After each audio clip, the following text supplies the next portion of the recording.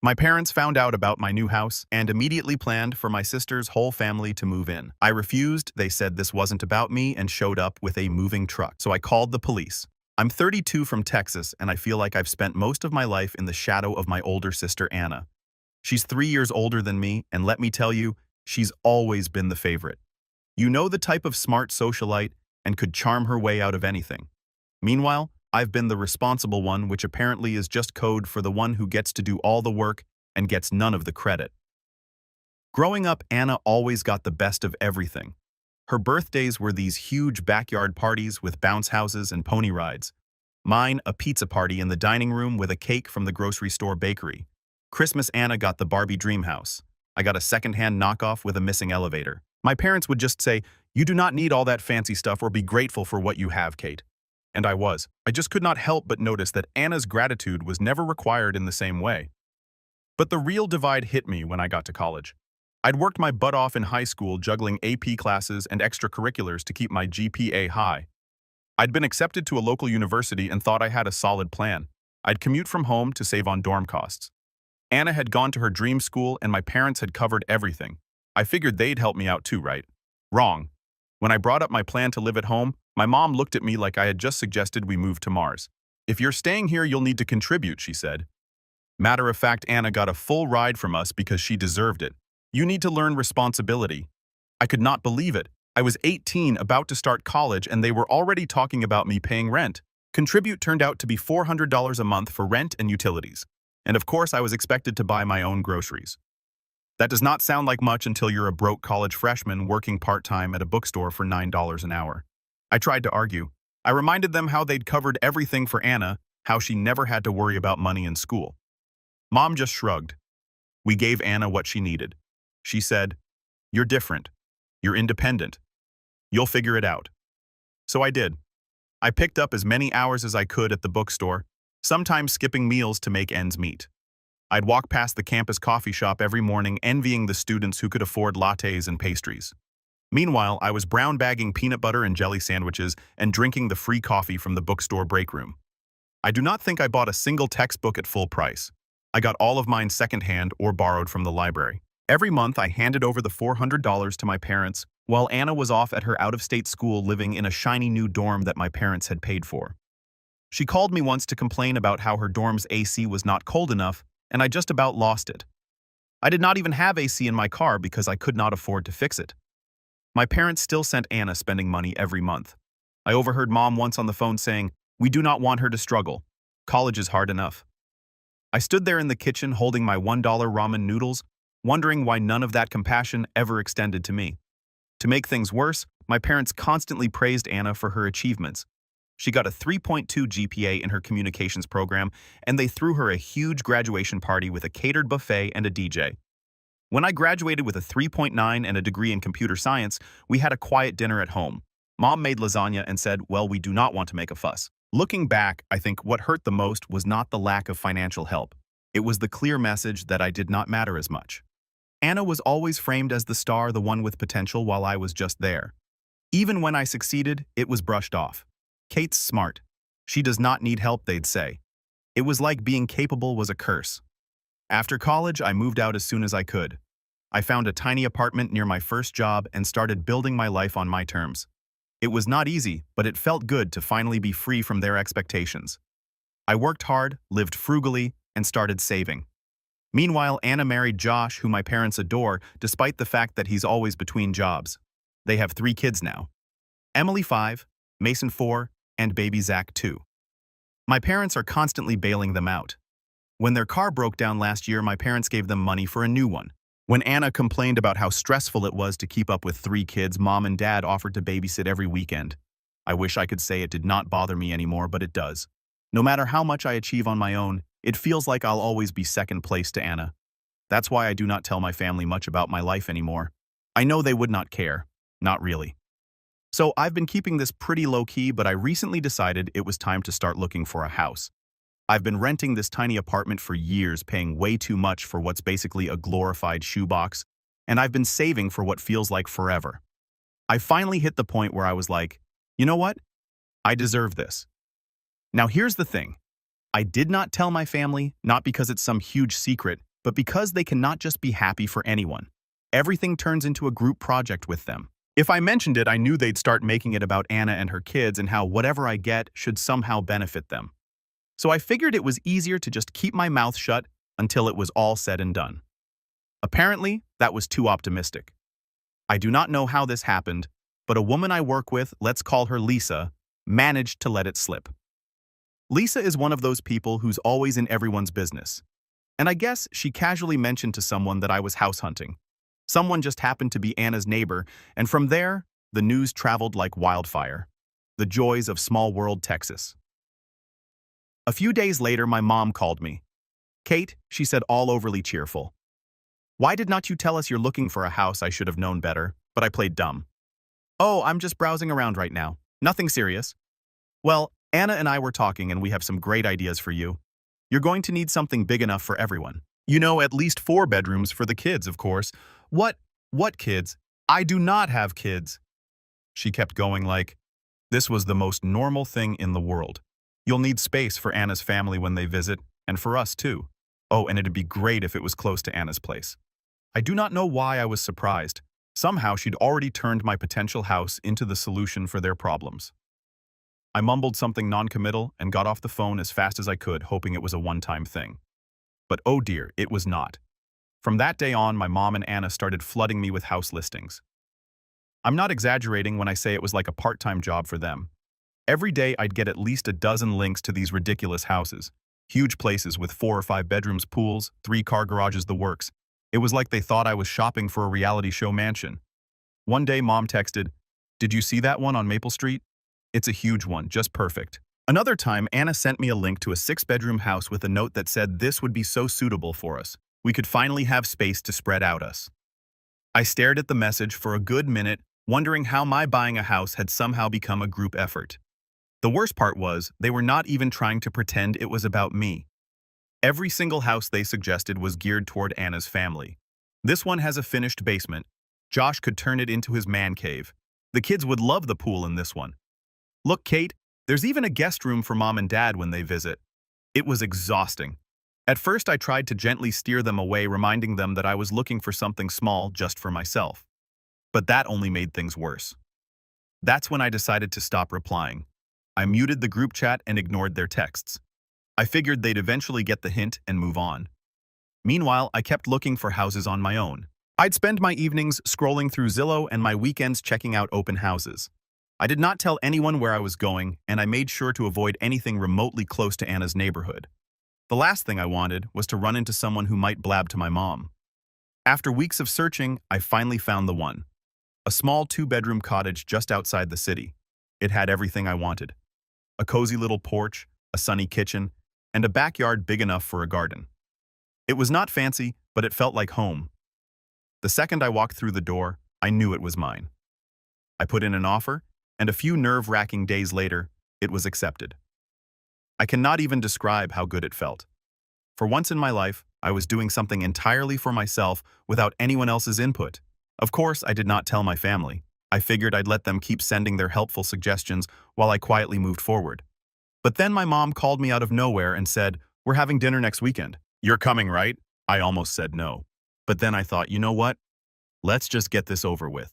So I'm going to this dinner, and I already know what it's going to be like. They'll probably have a whole PowerPoint presentation ready. Here's the fun part. I'm planning to drop the bomb that I already bought a house. I'm not going to sugarcoat it either. I can already hear the dramatic gasps and complaints. Thanks for sticking around. I'll update you after the dinner. Update 1. Hi again, Reddit. First off, I want to say thank you for all the comments and advice on my last post. I've read most of them, and it's been a mix of eye-opening and hilarious. A lot of you said you could not believe how entitled my family sounds, and trust me, I feel the same way. Others mentioned how they've dealt with similar situations, and honestly, it's comforting to know I'm not the only one going through this kind of thing. Anyway, I promised I'd update you after the dinner, so here we go. Buckle up, because it was a lot. So I show up at my parents' house last Saturday at exactly 6 p.m., trying to mentally prepare for whatever nonsense they were going to throw at me. The second I walked in, it was already chaos. Anna's kids were running around screaming, Josh was parked on the couch watching TV, and my mom was bustling around the kitchen. She glanced over and said, "Oh, good, you're on time for once." Off to a great start, right? We sat down for dinner, and at first it was the usual small talk. Dad complained about gas prices, Josh ranted about something at work, and Anna was whining about how hard it is to manage 3 kids. Zach keeps waking up in the middle of the night, she said, shoveling mashed potatoes onto her plate. We're just so cramped. I feel like I'm losing my mind. I knew where this was going, but I played along, nodding sympathetically while I focused on my lasagna. Then my mom cleared her throat in that way she does when she's about to make an announcement. Kate, she said with this over-the-top smile, we've been talking and we think we found the perfect house for you. I nearly choked on my water. Of course they'd come armed with a plan. Oh, I said, keeping my voice as neutral as possible. Yes, Anna chimed in. It's a beautiful place and it's only a few blocks from us. It has 5 bedrooms, a huge yard for the kids, and even a guest suite. Mom jumped in before I could respond. It's perfect for everyone. There's enough space for the kids to finally have their own rooms, and Josh could even set up an office. Plus, it's in such a great neighborhood close to good schools. I just stared at them, completely dumbfounded. They were not even trying to pretend this was about me anymore, so Anna said, smiling like this was a done deal. We can go see it tomorrow if you want. That's when I decided I'd had enough. Actually, I said, putting down my fork, I already bought a house. The room went dead silent. Even the kids stopped making noise. What Mom said? Her voice sharp. I bought a house. I repeated. It's a small 2-bedroom cottage just outside the city. It's perfect for me. For a second, I thought maybe they'd be happy for me. Then Mom's face turned red and Anna's jaw practically hit the floor. A cottage, Anna finally said, her tone dripping with disbelief. How are we supposed to fit in a cottage you're not? I said. Because it's my house. I bought it for me. Mom jumped in before Anna could respond. Kate, how could you make such a big decision without consulting us? We've been working so hard to find the perfect place for you. No, I said, trying to keep my cool. You've been working hard to find the perfect place for Anna and her family. I did not need your help. I knew what I wanted, and I bought it. Anna's voice got all high-pitched like she was about to cry. But we need this, Kate. Do you know how hard it is for us in that tiny apartment? Emily and Mason have to share a room, and Zach's crib is in our bedroom. It's not fair to the kids. I took a deep breath, trying not to snap. That's not my problem, Anna. I've worked hard to get to this point, and I'm not giving up my dream house to fix your situation. That's when Dad decided to chime in. He slammed his hand on the table and said, You're being selfish, Kate. Family is supposed to help each other. What's wrong with you? I stood up, my heart pounding. I'm not selfish. I'm finally standing up for myself. And if that makes me the bad guy in your eyes, so be it. The room exploded into chaos. Anna was crying. Mom was yelling about how she raised me better, and Dad was ranting about how disappointed he was. Josh just sat there shoving food into his mouth like none of this was happening. I grabbed my purse and headed for the door. Mom followed me, shouting, You cannot just walk away from your family like this. I turned back and said, Watch me. Then I got in my car and drove home, shaking with a mix of anger and relief. I feel like I finally took a stand, but now I'm bracing for whatever fallout comes next. So yeah, that's where things stand. I'll let you know what happens next. Thanks again for all the support. You have no idea how much it's helped. Update 2. Hi again, Reddit. Thanks so much for all your support and comments after my last update. I was not expecting such an outpouring of encouragement, and honestly, it's helped me keep my sanity. A lot of you were right. I should have seen this coming. After that dinner, things escalated exactly the way I feared. So here's the update. The first text came from Anna that night. It was just a photo of her kids sitting on their couch surrounded by toys, with the caption, Look how cramped we are. Do you think this is fair to Emily and Mason? I did not reply. What was I supposed to say? That it was somehow my fault her apartment was messy. That buying a house for myself had magically caused her kids to share a room. I put my phone on silent and went to bed hoping she'd let it go. She did not. The next day, I woke up to 5 missed calls from my mom and a string of texts from Anna. One said, You always think about yourself. I thought family mattered to you. Another said, Mom is so upset she could not even sleep last night. And then the piece to resistance. You've changed, Kate. This is not the sister I grew up with, right? Because the sister she grew up with was too busy being ignored to develop a backbone. I decided to ignore all of it and focus on work. But the text did not stop. Every few hours, my mom would chime in with her own gems. You're being so selfish, Kate. We're all disappointed in you. I hope you realize what you're doing to Anna's kids. You need to reconsider. It's not too late to sell the house and buy something better suited for the family. I muted both of them, but then they started leaving voicemails. It was the same guilt-ridden nonsense, but hearing their voices made it hit harder. Mom sounded genuinely angry. Anna sounded like she was on the verge of tears. And at one point, my dad called and yelled at me for 5 straight minutes about how I was tearing the family apart. It did not stop there. A few days later, my aunt, who I had not spoken to in years, called me. She said, "I heard about what's going on with Anna. Cannot you find it in your heart to help family comes first, Kate?" I had to laugh. This was the same aunt who barely acknowledged my existence growing up, and now she wanted to lecture me about family. I told her I was not discussing it and hung up. Next came the Facebook posts. Anna posted a photo of her kids squeezed together on their bunk bed with the caption, "All they want is a little space to grow, but I guess some people think family is not worth helping anymore." The comments were full of sympathy from her friends who had no idea what was actually going on. Stuff like, "You're such a great mom. Whoever's letting you down does not deserve you. And how could anyone leave you guys in that situation?" I wanted to scream. She was making me out to be the villain, and I could not even defend myself without looking petty. So I stayed quiet and kept scrolling. But then my mom posted something on her own page. She shared a picture of my house. How she got it, I have no idea. With the caption, "It's so sad when someone forgets where they came from. Family sacrifices so much for you, and this is how they repay you." I blocked both of them immediately, but not before a coworker messaged me to ask what was going on. Apparently Lisa, yes, that Lisa had seen the post and was gossiping about it at work. Now half the office thought I'd abandoned my family to live in a mansion by myself. For the record, my house is just a cottage, not exactly lifestyles of the rich and famous. The stress was starting to get to me. Every time my phone buzzed, I felt a wave of anxiety. I stopped checking social media and avoided my inbox. Even when I was working, I could not focus because I was bracing myself for the next call or message. Things hit a new low when Anna showed up at my apartment one evening unannounced. I opened the door to find her standing there with Zach on her hip and the other 2 kids in tow. She looked exhausted, and the kids were all crying or whining about something. "Kate," she said, her voice cracking, "we need to talk." I crossed my arms and stood in the doorway, blocking them from coming inside. "What do you want, Anna?" "Please," she said, tears in her eyes. "We do not have anywhere else to go. The landlord's raising our rent again, and we cannot afford it. Just let us stay with you for a little while. The kids need stability." I felt my heart sink, but I stood firm. "Anna, I'm sorry you're struggling, but my house is not an option. It's not big enough, and honestly, this is not my responsibility." She stared at me like I had just kicked her puppy.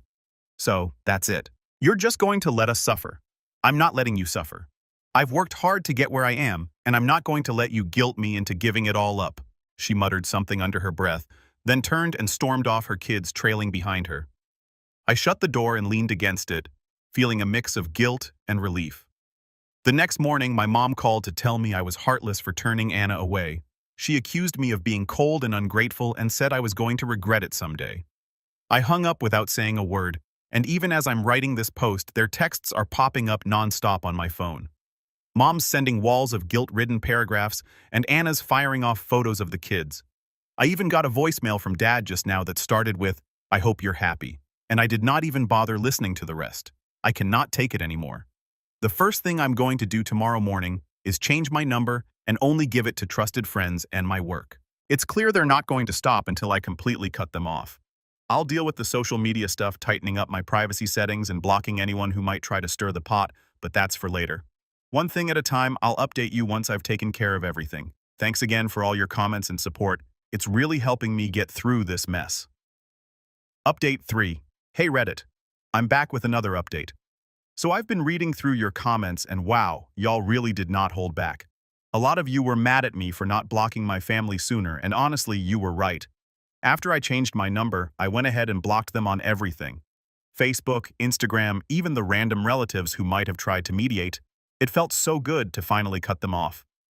But of course, it did not take long for things to get messy again. I should have known the peace would not last.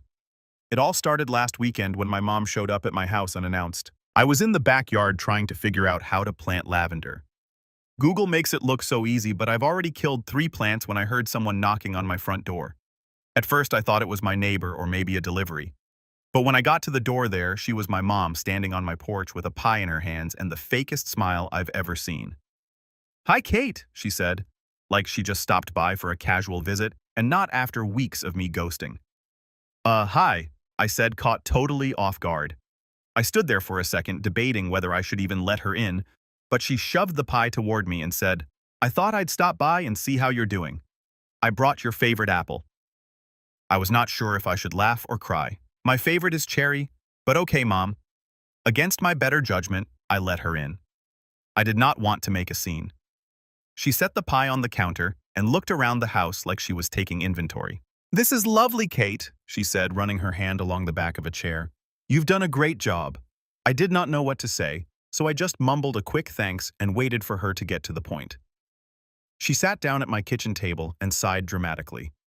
"I wanted to apologize," she started. "Things got a little heated, and I realize now that we were wrong to push you like that. You've worked hard for this house, and I should have respected your decisions." I stared at her, trying to gauge if she was serious. It sounded nice on the surface, but something about her tone did not sit right with me.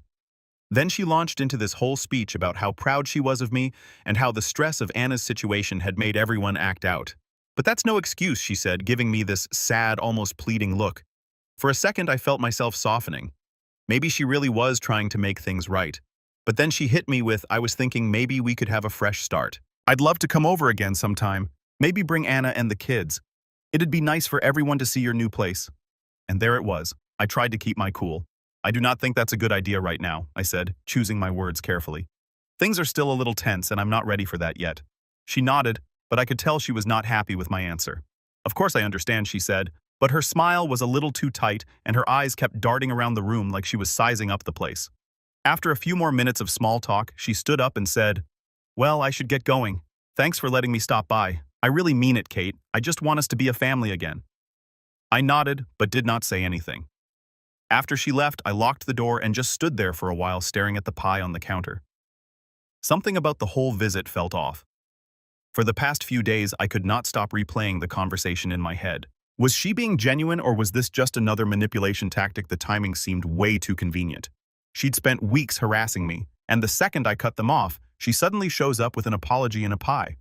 It also did not sit right with me how quickly she glossed over everything that had happened. She did not even mention the texts, the voicemails, or the fact that I'd blocked her. It was like she was pretending none of it had ever happened, which felt weird. And the whole thing about bringing Anna and the kids over, that did not feel like a casual suggestion. It felt calculated, like she was testing the waters to see how much I'd let slide. I have not reached out to her since, and she has not contacted me again either. But I cannot shake the feeling that this is not over. Knowing my family, there's probably something else brewing, and I'm just waiting for the other shoe to drop. What do you think, Reddit? Was my mom being sincere, or is there more to this than she's letting on? Part of me wants to believe she's genuinely trying to fix things, but the other part of me feels like I'd be an idiot to trust her. Let me know your thoughts. I could really use some outside perspective right now. Update 4. Hi Reddit, I'm back, and wow, do I have an update for you. Hopefully the last one. I wish I could say things have calmed down, but instead everything has gone from mildly irritating to full-on crazy. I do not even know where to start, but let's just say I'm officially done giving my family the benefit of the doubt. So you remember how my mom stopped by with that apology and a pie. At the time I told you all I had a bad feeling about it. Turns out my gut was right. Something about her visit was not sitting well with me, but I could not figure out why. She seemed way too interested in every detail of my house, from the locks on the doors to the layout of the rooms. At the time I brushed it off as her being nosy. But now I realize it was part of a bigger plan. A few days after her visit, I went about my week as usual. Work was busy, so I was mostly holed up in my new home office, focused on deadlines. I was not thinking much about my family. Things had been quiet since the visit, and I thought maybe they were finally backing off. Then came Saturday. I'd gone out to run errands in the morning, just the usual stuff: grocery shopping, a stop at Target, and picking up a package from the post office. I got home around noon, bags in hand, ready to put everything away and enjoy a quiet weekend. As I pulled into the driveway, I noticed something odd. Anna's SUV was parked right in front of my house. My heart immediately sank. I walked up to the door, fumbling with my keys, and that's when I heard voices inside. At first, I thought maybe I'd left a window open or my TV on, but as I stepped into the entryway, the realization hit me like a brick. Anna, Josh, and the kids were in my house. The scene inside was pure chaos. Emily and Mason were sprawled out on my couch, surrounded by snacks and toys that were not even theirs. Zach was toddling around the living room, chewing on one of my throw pillows like it was a teething ring. Josh was in the kitchen raiding my fridge. And Anna, She was in the sunroom rearranging my furniture like she was on HGTV. "What the heck is going on?" I blurted, my voice shaking with a mix of anger and disbelief. Anna looked up completely unfazed. "Oh, hey, Kate. We figured it'd be easier to just move in while you were out." I stared at her, trying to process what she had just said. "Move in? Are you serious?" She rolled her eyes like I was the one being unreasonable. "Mom gave us the key. She said it'd be fine." I felt like I was going to explode. "Mom gave you what key?" "The spare key," she said, gesturing toward the kitchen counter where I'd left it during Mom's visit. "We really needed this space, and your house is perfect for us. It could have been bigger if you'd listened to us, but it'll do. And Josh can finally have an office." "Get out," I said, my voice dangerously calm. "Kate, do not be like that." Josh chimed in, leaning against my fridge with a sandwich. "You're single. You do not need all this space. This house makes way more sense for us." I could not believe what I was hearing. They were talking about my house like it was just another one of my parents' handouts for Anna. "Get out of my house," I repeated louder this time. Anna scoffed. "We're family, Kate. Stop being so dramatic. We've already started settling in and the kids love it here. It's not like you're using all this space anyway." I did not even know how to respond. I was so angry I could barely think straight. Instead of arguing, I pulled out my phone and started dialing 911. "Seriously," Anna said, her voice dripping with disbelief. "You're calling the cops on your own family." "Watch me," I said, holding the phone up so she could see. When the dispatcher answered, I calmly explained the situation, that my sister and her family had broken into my home and were refusing to leave. Anna and Josh tried to argue with me while I was on the phone, but I ignored them. By the time the cops arrived, I was shaking with adrenaline, but I was also determined not to let them get away with this. The officers were professional but firm. They asked Anna and Josh to explain why they were in the house, and their story was as ridiculous as you'd expect. "We're family," Anna said, as if that was a valid legal defense. Josh kept going on about how I had plenty of space and how it was the right thing to do. The officers were not having it. They told Anna and Josh that they were trespassing and that they needed to leave immediately. Anna started crying, saying she did not know it was a big deal, and Josh muttered something about how I was being selfish. I stayed silent through the whole thing, letting the cops handle it. It was honestly satisfying to watch Anna and Josh pack up their stuff, including the snacks they'd raided from my pantry, and shuffle out the door. After they left, one of the officers pulled me aside and asked if I wanted to press charges. I thought about it for a moment, but honestly, I just wanted them gone. I told the officer I did not want to press charges as long as they stayed away from my property. He nodded and said they'd file a report in case anything else happened. Once they were gone, I locked the door and just stood there for a while, taking it all in. My house felt different now, violated almost. The idea that they just let themselves in without asking, without even caring how I'd feel about it, made my skin crawl. I've already called a locksmith to get all the locks changed, and I'm thinking about installing a security system too. I'm done giving them the benefit of the doubt. This was not a misunderstanding or a moment of desperation. This was entitlement, plain and simple. I'm still trying to wrap my head around the fact that my own sister thought this was okay, and the fact that my mom gave him the key. I do not even have words for that yet. I called my lawyer this morning to explain the whole situation and had a formal cease and desist letter drafted and sent to my mom, Anna, and Josh. The letter outlined everything they'd done and made it clear that if they continued to harass me, I would not hesitate to take legal action. Anyway, that's where things stand for now. I'm still furious, but I'm also kind of numb. Part of me is wondering if this is really over or if they're going to try something else. Thanks again to everyone who's followed along and supported me through this wild ride. Your advice, validation, and even the tough love have meant more to me than I can say. Take care, Reddit.